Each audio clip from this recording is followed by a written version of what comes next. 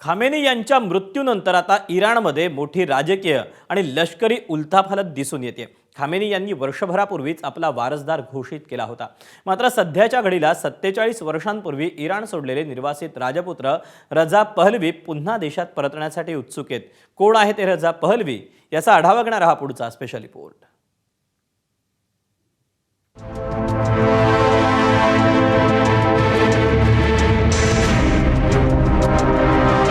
ज्या दिवशी मी इराण सोडला त्या दिवसापासून मी मनानं कधीच इराण सोडला नाही। इराण माझ्या मनात नेहमीच होता।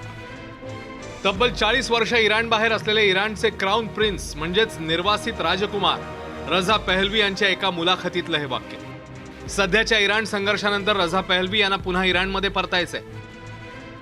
अमेरिकेविरुद्धच्या संघर्षात इराणचे सुप्रीम लीडर अयातुल्ला खानसह अनेक टॉपचे नेते मारले गेले।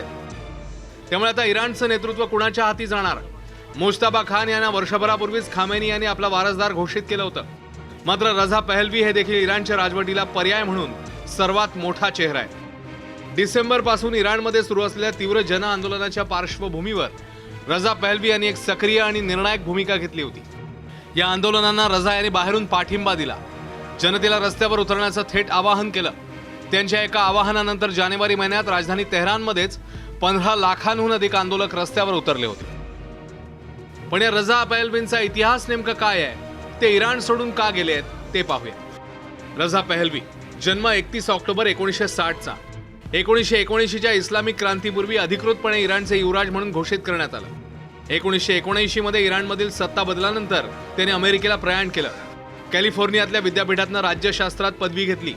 रजा पहलवी प्रशिक्षित लढाऊ वैमानिक आहेत। 4 दशकं इराण बाहेर राहून इस्लामिक राजवटी विरोधात जागतिक स्तरावर मजबूत राजकीय आघाडी उभारली। इराणमधल्या लोकांना आंदोलनासाठी संघटित केलं।